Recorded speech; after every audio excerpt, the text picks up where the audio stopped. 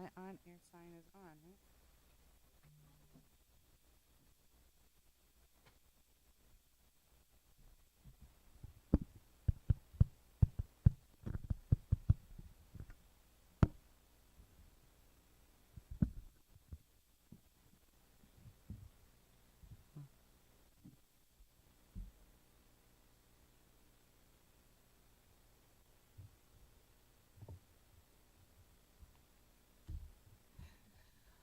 All right, good evening. We're going to call the meeting to order and start with our Pledge of Allegiance.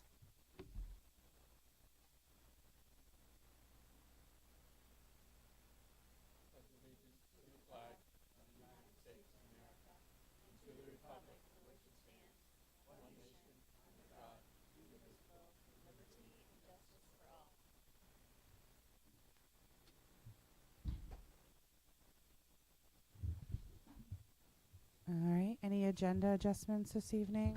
I have none. Okay.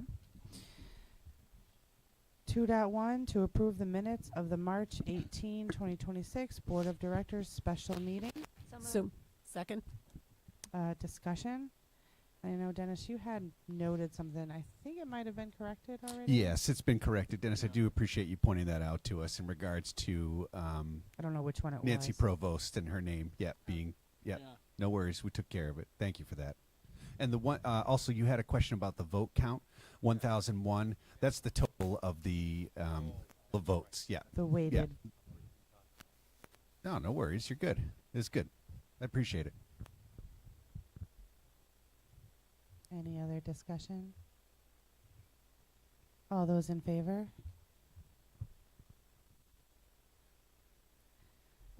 2.2 to approve the minutes of the March 19, 2026 Board of Directors special meeting. So moved. Second. Discussion? Other than what we've already discussed. We don't need to say it 3 times. All right. All those in favor?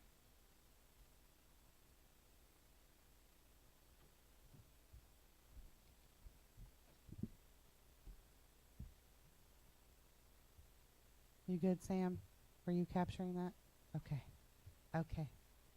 2.3 to approve the minutes of the March 25, 2026 Board of Directors meeting. So moved. Second. Discussion? Go ahead, Robbie. Nicole, I had asked Sam about the vote that we had taken. I asked Sam about the vote we had taken the next day. We had done the thumbs up about what we wanted to put in the budget and take out of the budget. But we never really, there wasn't a motion on those individual items. So I know we can track it by looking at the video and see who voted where. But I'm not sure there was really a vote. Well, the vote is tonight for the full amount. Well, okay, I know that, but Yeah. okay, so that was just, we were just discussion It was just discussion to to give get an Marco idea where we were. direction. Okay, that's that's all I needed clarified. Okay, Yep, he could easily come to us with a Sure. different amount tonight. right. No, that's fine. Whoa, didn't know that, right? Yeah. Could have easily done so. But yeah, All right, it thank wasn't you. it wasn't an official All right, vote. thank you. You're welcome. Anybody else? All those in favor? All right, public comment. I am not seeing any public here tonight. Non-working public. I don't know where they all live. They could be public. Petitions, communications. I have none. And superintendent's report. All right. Good evening, and thank you for a few moments to share the latest and greatest in RSU4. I've had the pleasure of attending the Carrie Ricker Literacy Night last Thursday. It was a wonderful culminating event for a school-wide reading of the book Fenway and Hattie, which was great.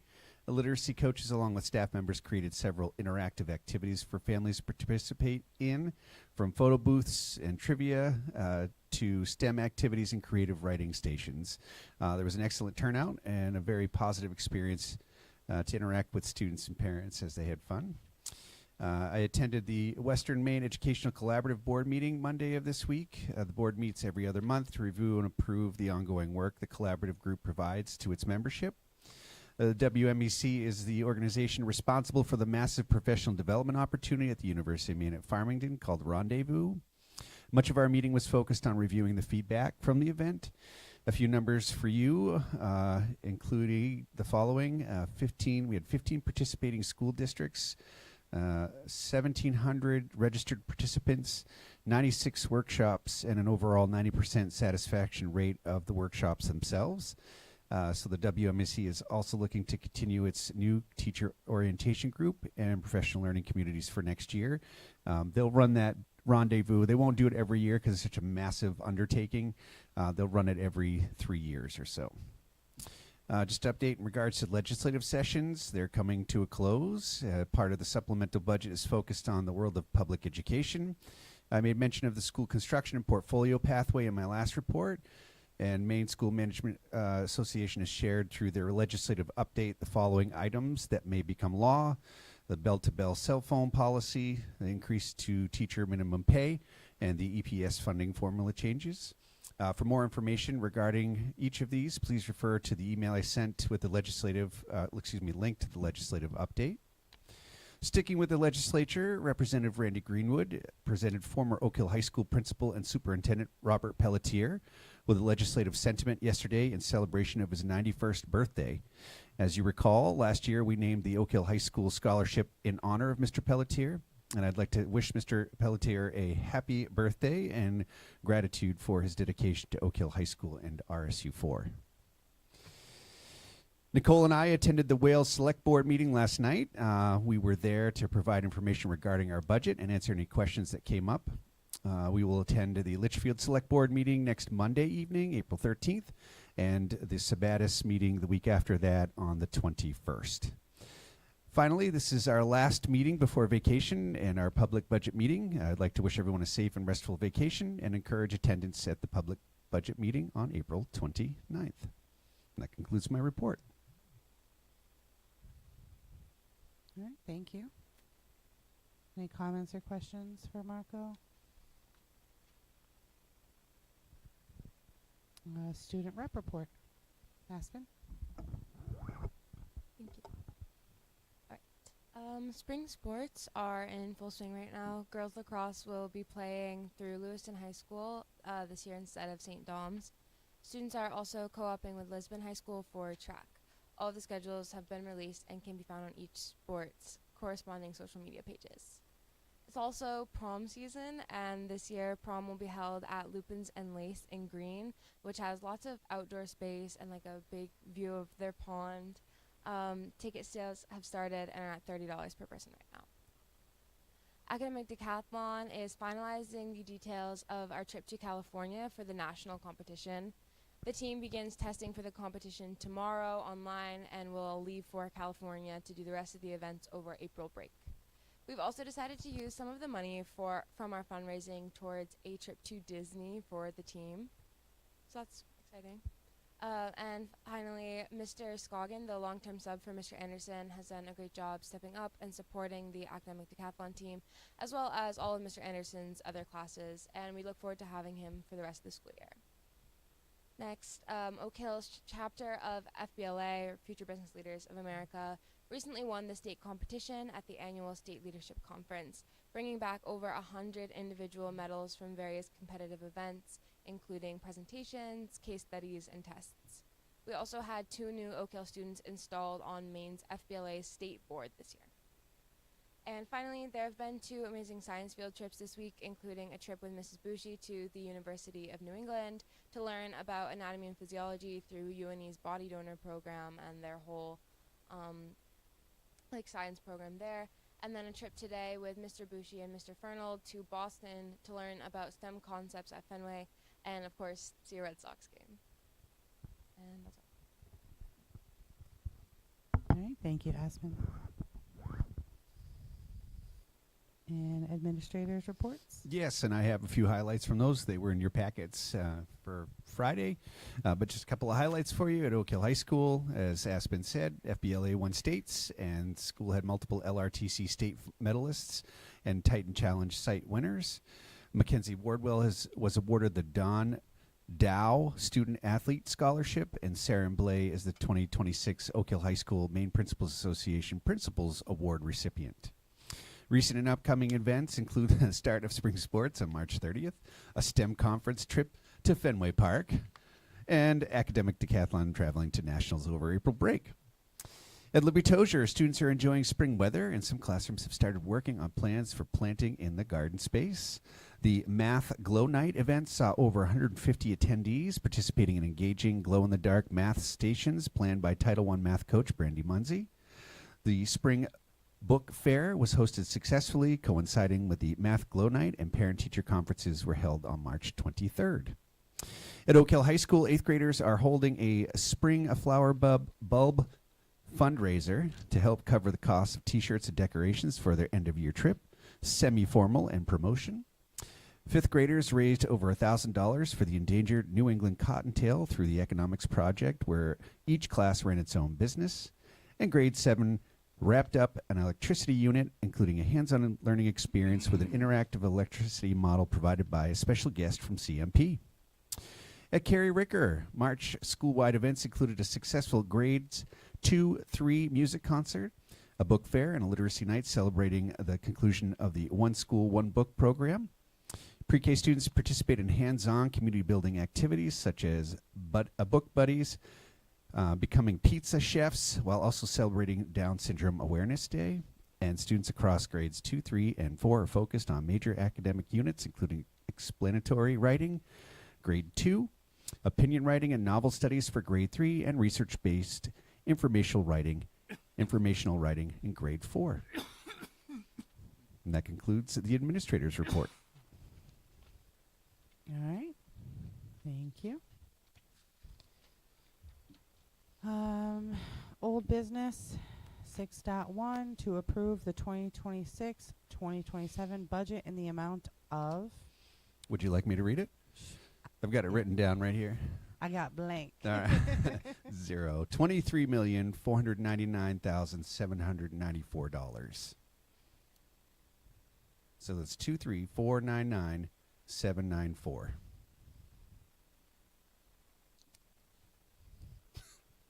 So moved. Second. Discussion. I saw you waiting. Can you just get closer to your mic? Yeah, I would like to put the interventionist back in. I've talked to a few people at the high school and a few students even, and that is a pretty important position at our school. And I know how we fought to get that interventionist in there years ago, and I would hate to see us lose it and try and reinvent the wheel by finding out that we need something and now we have to redo it. So I would like to put that position back in the budget.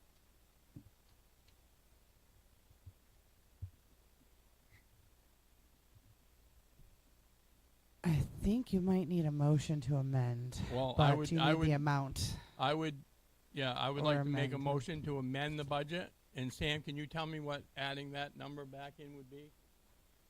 Okay, thank you.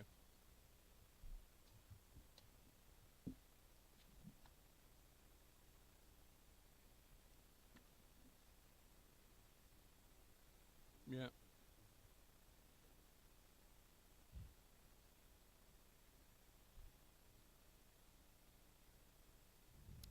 $62,000. So can you tell me what the whole number would be for the budget?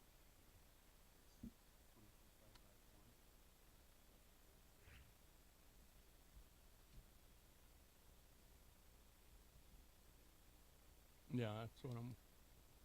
Oh, I said 23,557,551.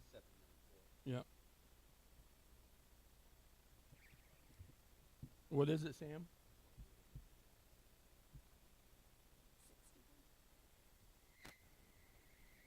I would make a motion to amend the budget to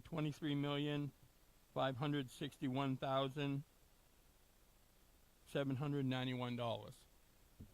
$94 and put the interventionist back in. Do I have a second?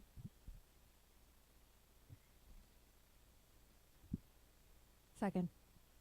Discussion? Can you get into your get your mic, please? That's just the salaried amount, correct? Yes. What about all the other stuff? No, no, no, no, no. Marco, I think said last meeting it was It's The the salary total amount. plus Yes. benefits, Yeah. total package. Yeah.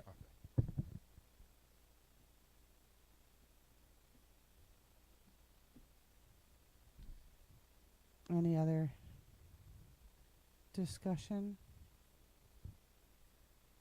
So The position is an ed tech or teacher? It's a teacher. It's a teacher. Okay.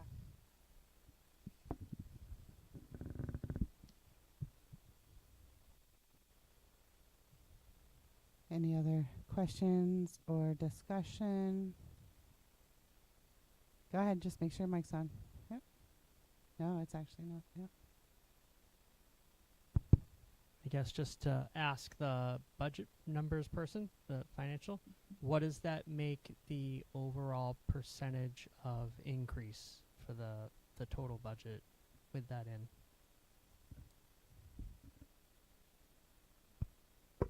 1.84. 1.84. What was it prior to that? 1.57. Mhm.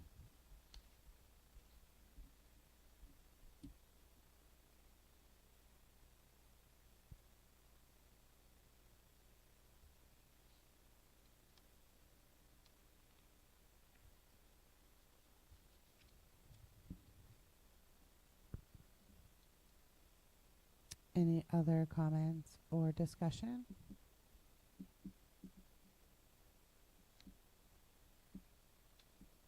All those in favor in motioning to amend the amount to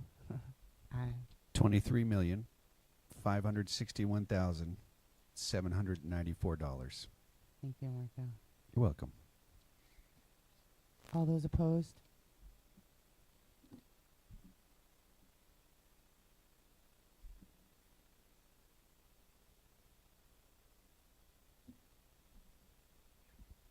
It fails. 480 to 521. Thanks, Sam. So back to the original motion, and Marco, I'm going to need you again to say I got you. the number. We ready? Yes. Yep. we're ready. So it goes back to the original motion of the amount of money is $23,499,794. Discussion. Go ahead, Robbie. I won't vote not to accept this budget, but I just feel that if we can add $22,000 in for field hockey, and we're going to have football come back next year, and they're going to want to add, are we going to cut another education position to play another sport? I just feel that for the amount that the budget was going up, that interventionist wasn't going to be that bad of a deal. So, yeah, Okay, thank you. but I'll support the budget. Appreciate that comment. That's fair, though. Anybody else?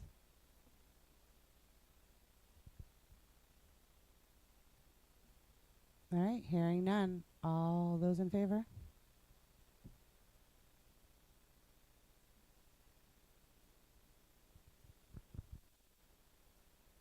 All those opposed? It passes. Thank you, everybody. On to the next long-winded motion. So I'm just going to read the first paragraph, though. I'm not going to read the full warrant. I move that the vote entitled, Vote to Call and Approve the Warrants for the Budget Meeting and the Budget Validation Referendum, and to authorize the notice of amounts adopted, be approved in form presented to this meeting, and that a copy of said vote be included with the minutes of this meeting. So moved. Second. Discussion? Does anybody want me to read the warrant? Thanks. Appreciate that. All right, hearing none. All those in favor? It's unanimous. Moving on, 6.3, motion, vote to call referendum and public hearing for school revolving renovation fund loan and to approve and sign referendum warrants and public hearing notices. So moved. Second. Discussion?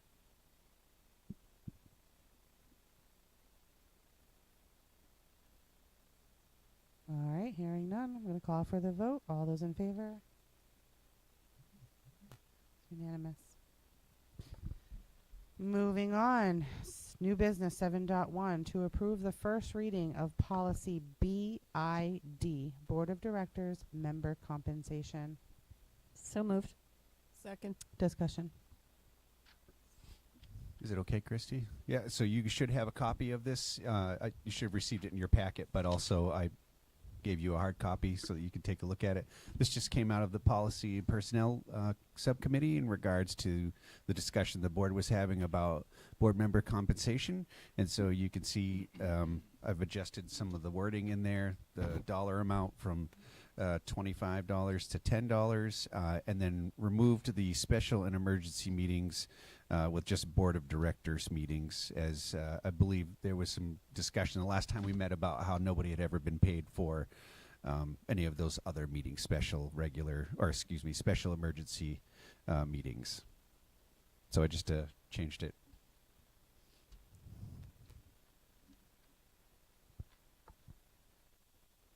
Comments, questions? All right, I'm going to call for the vote. All those in favor? It's unanimous. Seven dot two, to approve the first reading of policy EBBD, temperature standards for schools. So moved. Second. Discussion. So this is state law. We need to have temperature standards set for the schools. I also included a hard copy for you. This comes out of the Policy and Personnel Committee. You can see that we have to set comfort zone temperatures, which are a draft of between 60 degrees and 90 degrees. And also we need to have when the temperature either goes below or above those guidelines, we have to have measures to, basically limit the discomfort, whether it's, heat or cooling of some sort. And so you can see there are different ways to relieve heat discomfort there. It's pretty straightforward, right? Like if it gets hot, you open a window. If you're cold, maybe get a jacket. I mean, it's kind of silly. I mean, but we are mandated to have it there, so we're doing it. And then, just so you guys know, this is something that we've discussed at Western Maine Superintendents Association meetings, and just to making sure that we're consistent to within some degrees as far as that range of degrees is concerned. Part of this comes from I don't know if it was last year or a couple of years ago. It just was really hot towards the end of the school year, and some school districts canceled school because of the heat. And so they're just trying to put something into place, make sure that we have some, standardized language for everyone to follow. Go ahead, Nicole. Is the range indoor or outdoor temperature? It's indoor temperature. And not feels like temperature either. Should we put indoor? I'm happy to do that. It does say you're right. It does say that minimum and maximum temperatures for school buildings. Take the temperature of the outside of the building. for the schools, I just, It's not a indoor, problem. I'm happy to outdoor put that feels indoor. like. Yeah. I mean, I can add that in there. That's not an issue. I'm not a fan of ambiguity in policies. No? That's no. Oh. no, All right. no. I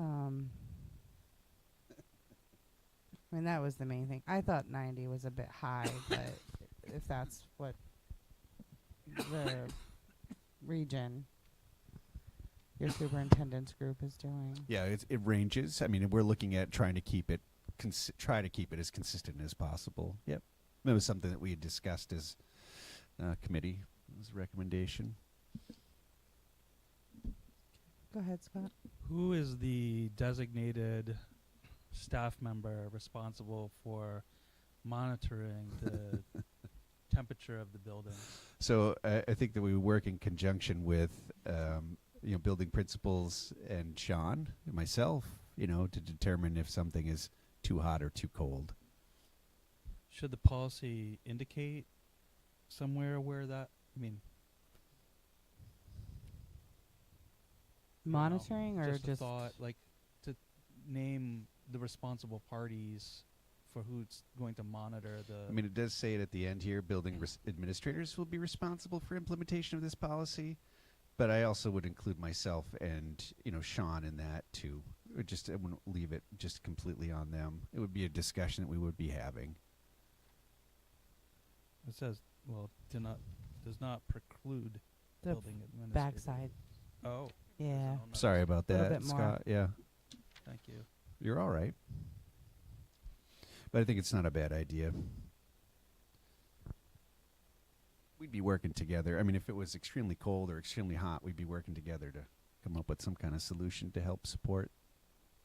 Yeah, because you could just add it right there. Building Yeah. administrators will be responsible for implementation of this policy, including identifying and planning for measures that are feasible in their schools and monitoring the temperatures. Something I'd just add. Yeah, I can put myself and I'll volunteer Sean too. Only because, like, if an outside staff member has a thermometer, like, it's below 60 degrees, I don't know. I guess there needs to be some standard in place. Yeah, no, I appreciate that. Happy to add it.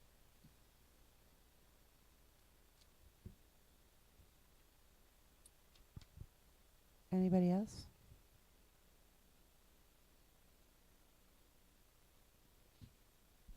Can I just add that, just so the board's aware, that the law, although we need to have this based on statute, it doesn't designate specific temperatures for us. Right. I mean, this is something we just kind of threw together as far as the temperatures are concerned, just so everybody knows that. I mean, I don't know if everybody feels good with 60 to 90. It seems reasonable to me, but I don't know. Well, like I said, I thought 90 was a bit high. I thought it was a bit high too, and I kind of thought, I don't know. 60 to me is comfortable, so I don't know. I bet my house is 60 right now.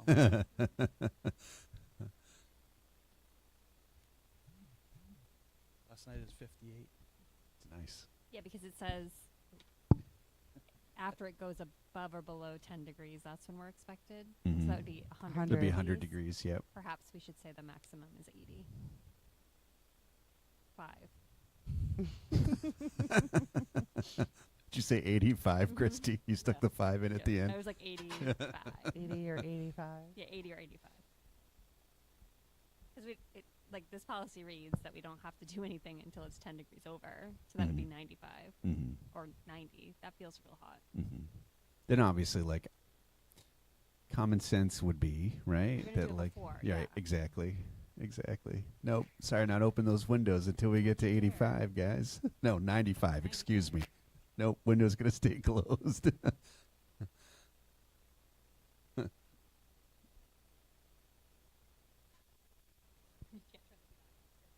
That's right.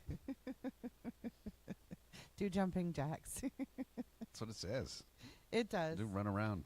It does. Put Well, some it layers says physical on. activity, which I Don't think touch that thermostat. That's what Yeah, I was and, When told. the kids up out on the ski slopes, we do jumping Jumping jacks. jacks, right?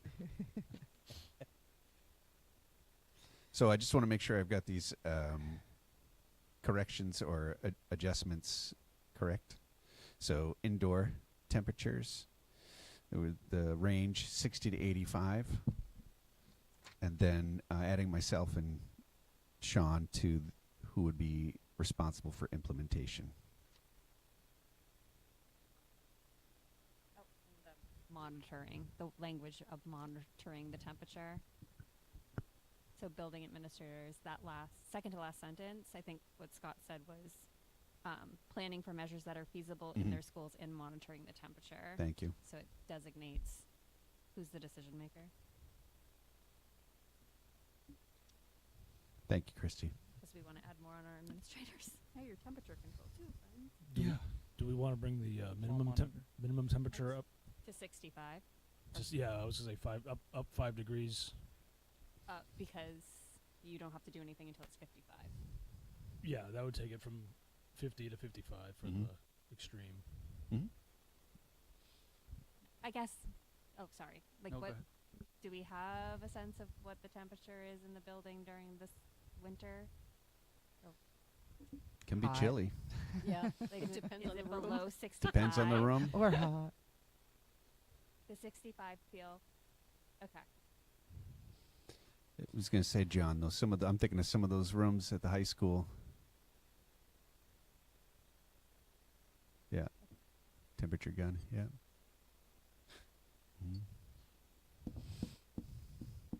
So 65 feels okay. I just don't want to. So if it's 65 degrees, you don't have to open, You don't have to. or turn the you don't have to do anything until 55. But I feel like you're going to still do something without regard to the fact that you have this policy in place.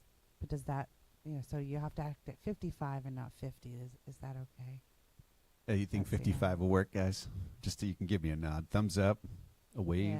Yeah. Yeah. All right, great. All right. Make sure your thermal guns are calibrated. Yeah. Who's going to be responsible for that? That's good. I'll put it in the policy. Yeah. I'll calibrate them every morning. Weights and measure certification. Right, exactly. So, real quick, so you added building administrator, superintendent. Did you add the facilities director? Yes, Okay. that's correct. Yep. Yep. No, you're good, man. Yes, you will for a second reading. So do we vote on the first reading now, or it just goes back? Mm-hmm. Because the Vote on the motion's first open reading With changes. with changes. with changes. Yeah, thanks, Robbie. All right, all those in favor with the changes discussed. Unanimous. Thanks, you guys. Thank you. Appreciate the help with that one. It's been a while since we voted on a policy, so thank you for that.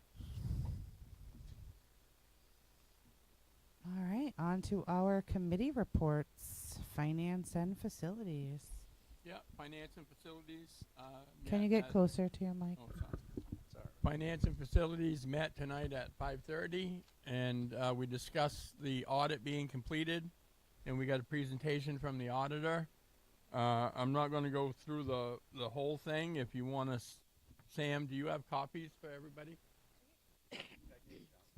Yeah, okay. So if you have any questions, Sam can probably answer them or find an answer for you. It covers basically summary of audit results, fund balances, general fund revenue, general fund expenditures, revenue distribution, expenditure distribution for 2025, and expenditure distributions for 2024. And we have the audit books if you want to dig a little bit deeper in those. So those are all there. And then under new business, we had the fundraiser. We talked about the new scoreboard at Carrie Ricker is going to be going up. We talked about a fundraiser for the high school for the batting cages, trying to get that squared away for a new, not moving the batting cages, but resurfacing them. Yeah, resurfacing the batting cages. And then we talked about the Livy Tozier window and siding project, how that's coming along. That's going to start on the 16th of June, John. And that should finish well before the start of school. And we also talked about the wood pellet boiler. We're trying to find something to do with that and somebody to buy it, but Sean's got some irons in the fire. And then the March financial reports. Year to date, we've received $16,982,889.81, which is 73.41% of the budget in anticipated revenue. Last year at this time we were at 71.81. General fund expenses year to date we've expended $15,636,728.09. Last year at this time, which was 26% of the budget. 68% of the budget. Last year we were at 68.69. Going on to adult education year to date, we've received $80,004. That's a round number,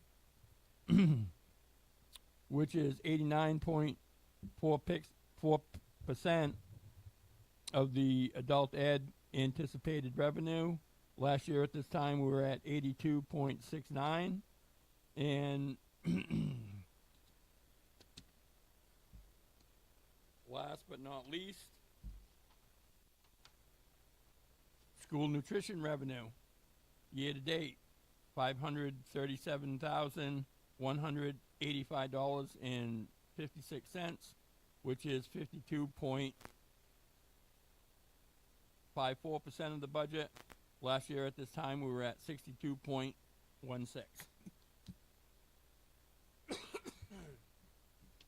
Questions? None.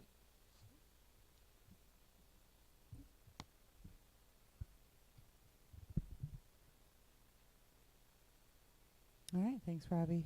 CAI or technology? Yep. Or both?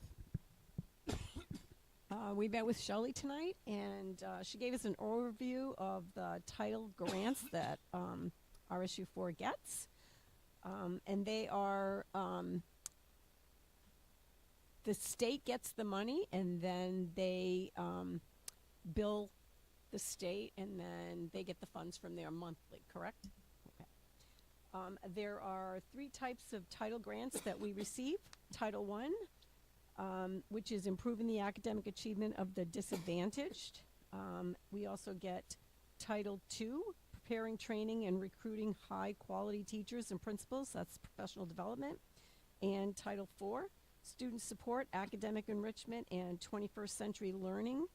And a lot of that money is transferred to Title II, which is in the professional development as well. Some of the funds that are used in this district are for interventionists, EdTech 3s, coaches, supplies and materials for interventions, general supplies, family engagement, events, summer school supplies, some materials for classrooms, Tier 1 instruction, and Title I coordinator, which is part of the curriculum assessment and instruction director's salary. And then Brandy Munsey came over and shared with us a program through Number Corner, a really great math activity to do in the morning with the calendar and introducing all kinds of things for kindergarten and first grade, and it's phenomenal. So there are some teachers using it this year, and there are more teachers that want to use it again next year. So that's it. All right, thank you. All right, on to our board member comments. Go ahead, Scott. Just to, I know it's already been said, but the 29th is the public budget meeting. I definitely encourage people to come out, make your voices heard, participate in the process, even just to watch the process, just participate. I mean, over the years, we've had such low participation, and but public demand seems to be on the rise for or tax reductions. So come be a part of the process, make your voice heard. I definitely encourage anybody to come out for that on the 29th. 6:30. 6:30 PM? for the Mhm. school budget. At 5:30, there's a hearing for the SRRF project. Okay, so 5:30, the SRRF project. School budget's at 6:30. Yep. Right at high school, Oak Hill High School. And if anybody wants a smoking deal on a silo or a Mhm. wood pellet boiler, please reach out to administration. We'll make a package deal for both pieces. Any scrap metal people? Mm-hmm. Anybody else? Go ahead, Matt. That the SRRF hearing is open to the public, right? Yeah. Yeah. Absolutely. Yep.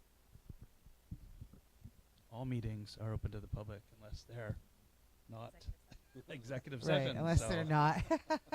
more participation is always welcome. Yep. And the SRRF, I mean, it's just a hearing, right? And then there's no vote, right? And then not like the public's going to vote like they would for the actual budget. But there will be a referendum question when they do go to the polls. Yeah, that's correct. One of the things that I mentioned last night when we were at the Town of Wales meeting was just that it will be a separate ballot from the school budget ballot, just so that you guys know. So there'll be a ballot for SRF project and there'll be a ballot for the school budget. So just be aware of that when you go to vote. Go ahead, Robbie. Yeah, I'd like to thank the administration, Marco, Sam, the administrators for the work they put in on this budget.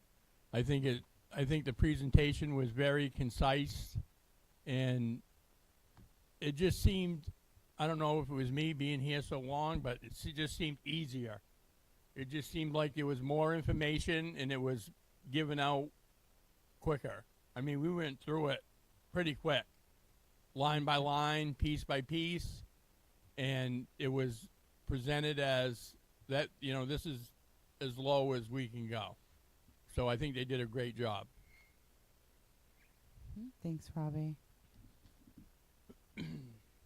Anybody else? I will say, too, that I echo that. I thank everybody for participating, showing up, putting in all of the effort and time. And for the public, all of the materials are on the website and have been since right after every meeting where we discussed the particular cost centers and data points. So I encourage everybody to go read through it. It's not easy, especially if you're looking at those little teeny tiny numbers, but were you going to say something, Sam? Yeah, I was just going to note that we'll make sure that the public has access to a digital copy of the budget booklet as well. Oh, So that'd be that- great. Yep, those will be hitting the print press tomorrow, in mailboxes hopefully next week sometime, if the mail system cooperates. And then we'll make sure that it's posted to the website as well for digital access. Okay. Thanks, Sam. Didn't know that. And we were going to try to get some flyers out. Are we still getting some flyers out? Oh, yeah, we've got flyers. All right. Yeah. So Absolutely. we're putting them around towns. Yep. Around the towns, local businesses, town halls. I'll do a short video, too, and And put it out there just There'll about be a the QR highlights code of the yeah. and Good times, right? You Yeah. get to look at me more. try to It's get great. try to get the word out as much as we can. Mm. So thank you, everybody. So we have all of our meetings listed here. Again, we're not going to see you until 4/29 at Oak Hill High School. Yep, we have signing to do tonight, but a lot less. Sam will tell you all about that. And without objection, meeting is adjourned. Second. Is it possible to get daycare for